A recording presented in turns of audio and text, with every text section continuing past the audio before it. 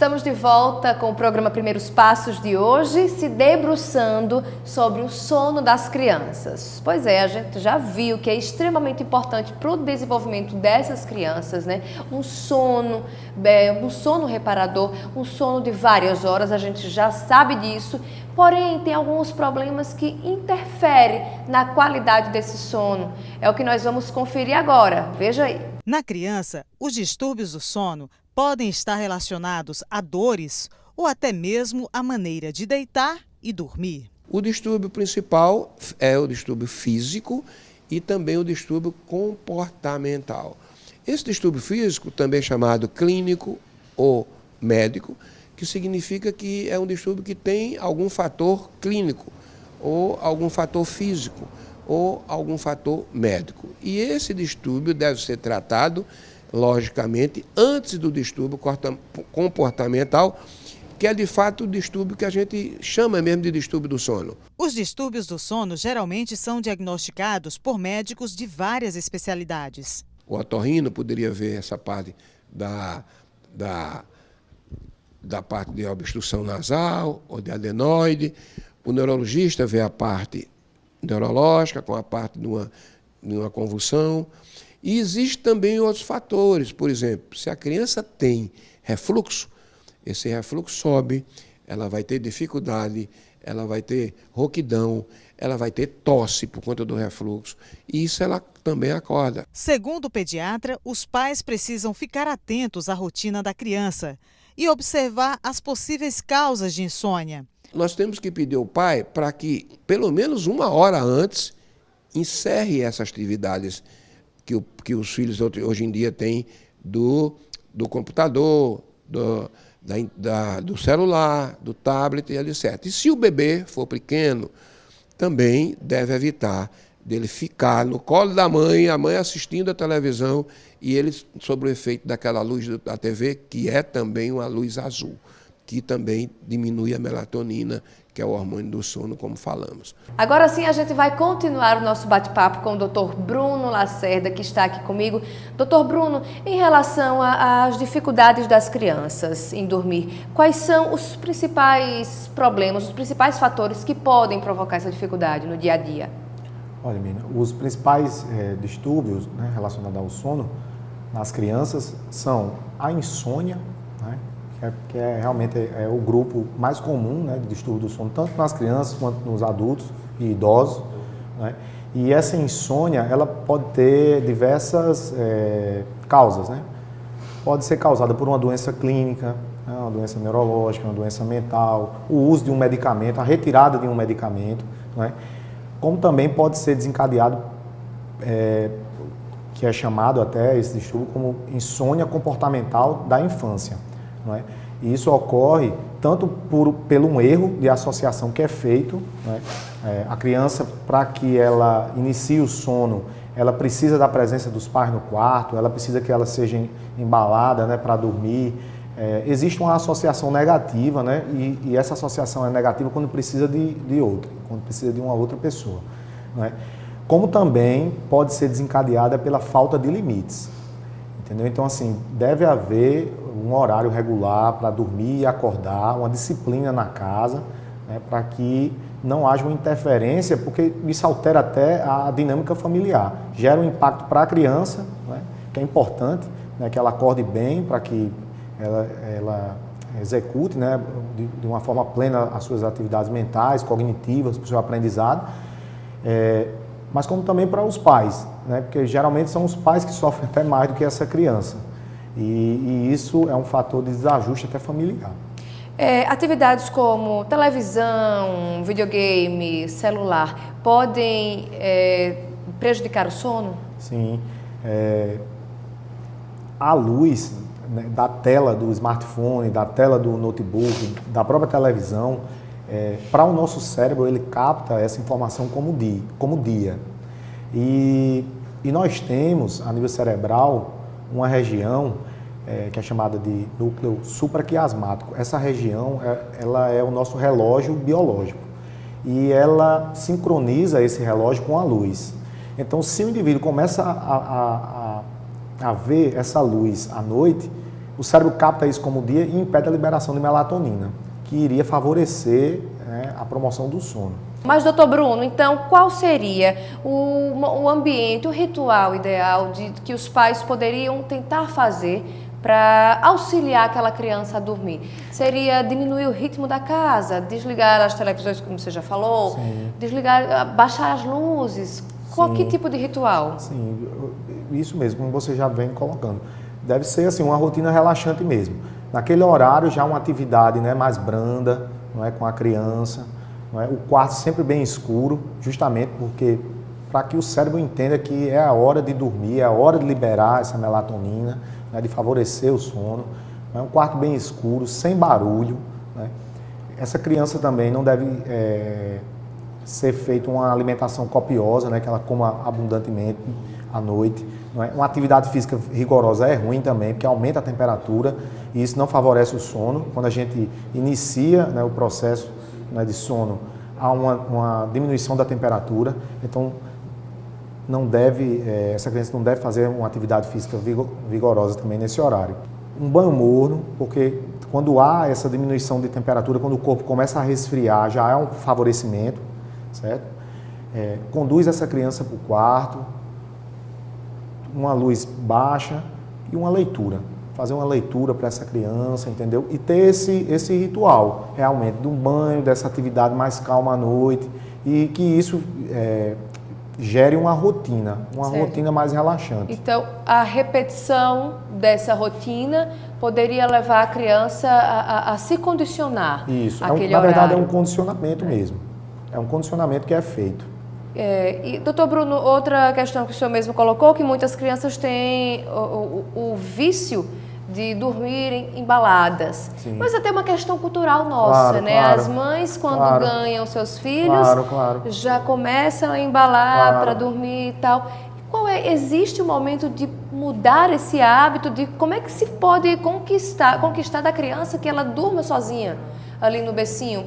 Um aninho de idade já consegue trabalhar isso, por exemplo? Claro. Não, na verdade, isso é feito culturalmente, né, realizado. A grande questão é quando começa a interferir na qualidade, né, da mãe, de vida da mãe ou do casal. Né? Se essa criança ela é embalada, a mãe volta para o quarto e ela dorme, não há problema. Vai chegar um momento que ela não vai haver mais essa necessidade. É uma associação que está sendo feita para que se inicie o sono. Mas quando essa criança ela acorda e tem que ir para o quarto dos pais para ser embalada novamente, então isso aí já vai começar a gerar um problema, porque ela já vai começar a fragmentar o sono dessa mãe também. As psicólogas trabalham muito isso, eu trabalho até com uma psicóloga que ela tem formação em terapia cognitivo-comportamental. E o que é uma das formas que é trabalhada é uma extinção gradativa. Né? Os pais vão ficando cada vez menos no quarto com essa criança, entende? Existe também uma extinção isolada, quando se deixa a criança e deixa espernear, uma hora vai dormir.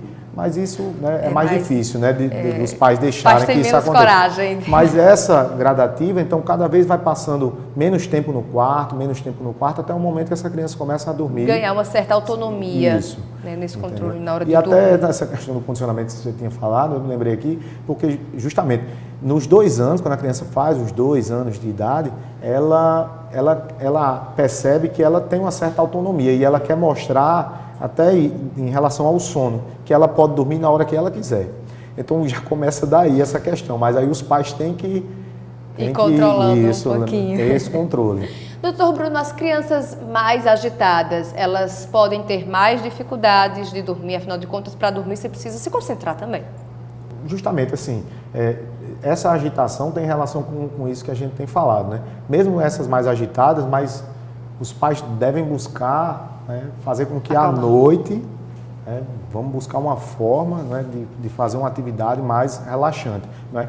Ela, mesmo sendo agitada, então que use toda essa energia durante o dia, em atividades no colégio, em atividade física com os coleguinhas, mas à noite, então ter esse ritual para poder favorecer esse sono. Por que as horas de sono vão diminuindo ao longo da vida? Na verdade, é mais por uma questão de maturação mesmo, a nível cerebral. Sabe? Não tem uma explicação assim tão plausível do porquê esse número de horas é diminuído. Mas é isso que a gente observa, né? A gente observa que essa necessidade se reduz, né, de número de horas, mas o sono é reparado, né, mesmo com essa redução de horas, porque também as pessoas muitas vezes pensam isso. O doutor falou aí que as pessoas dormem 7, 8 horas, eu durmo apenas 5 horas, então eu tenho um problema com o sono.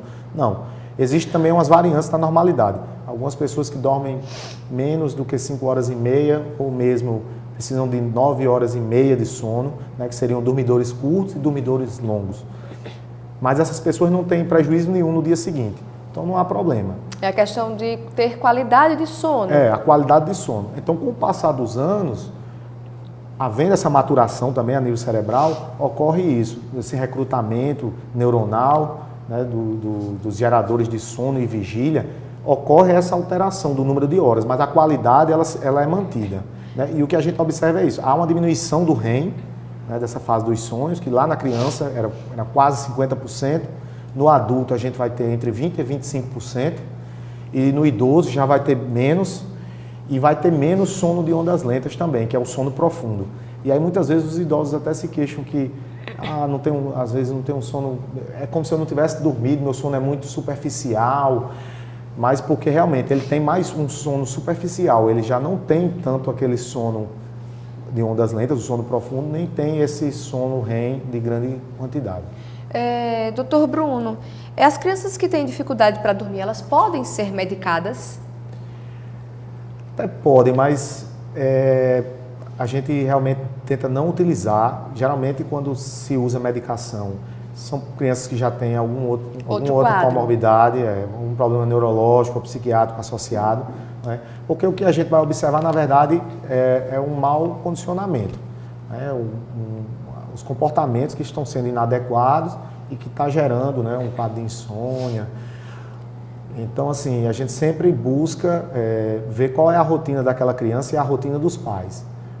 Tenta melhorar isso, e quando isso não dá certo, né, a gente começa a pensar que pode ter alguma outra coisa, e aí é a hora que a gente começa a pensar em outros diagnósticos, né? Pedir exames, como a polissonografia, que é um exame, né, que avalia, faz um estadiamento, né, dessas fases do sono, né, avalia se há algum comportamento motor durante a noite, se há algum problema respiratório durante o sono. A gente fala bastante na insônia, mas existe o inverso? Existe excesso de sono? Sim, existem essa variante da normalidade, não é? Que é o dormidor longo, né? Ele precisa de várias horas de sono, mas ele se sente reparado. Então, esse não há prejuízo para esse tipo de paciente.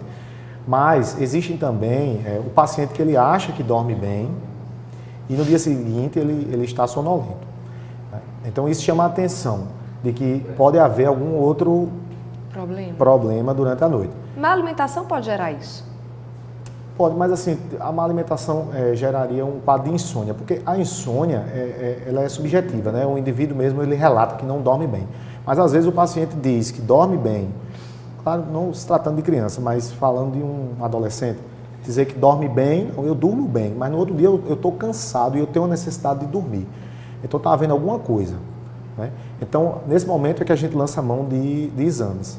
Um diagnóstico que a gente pensa é a apneia do sono, não é tão comum, né, em crianças. O principal fator de risco em crianças é a hipertrofia de adenoide.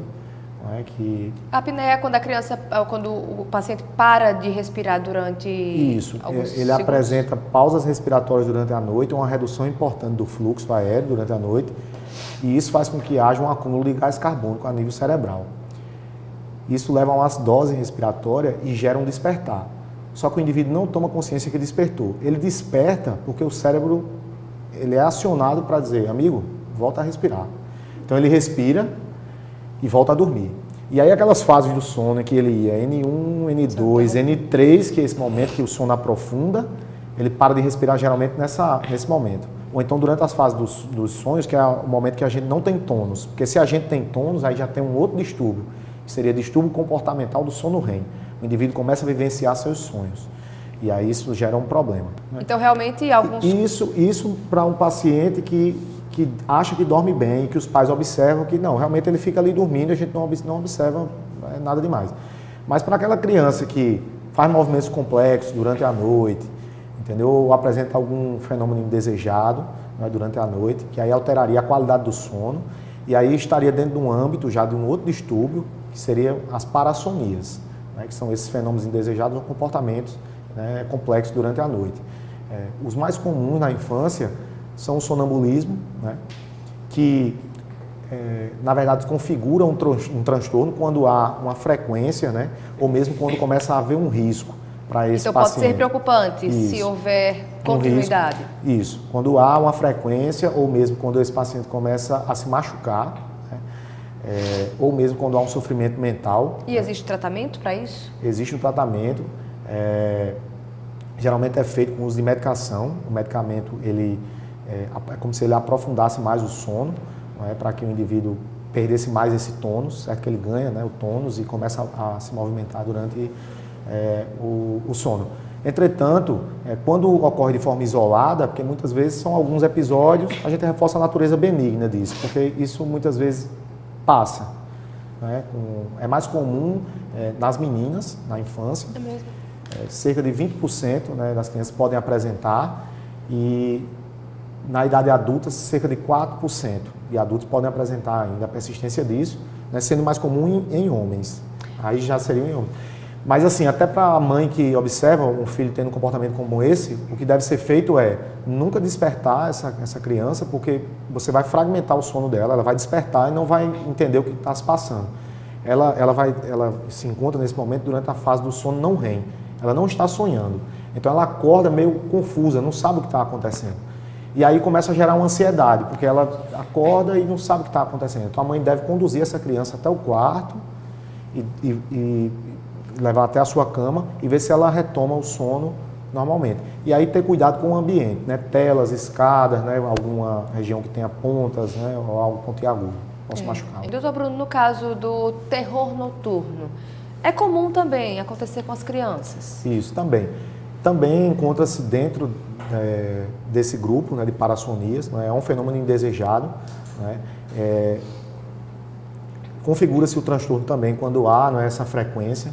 Né? A criança ela acorda geralmente com um grito, né, desesperador. Né? Os pais ficam meio assustados com essa situação. Isso.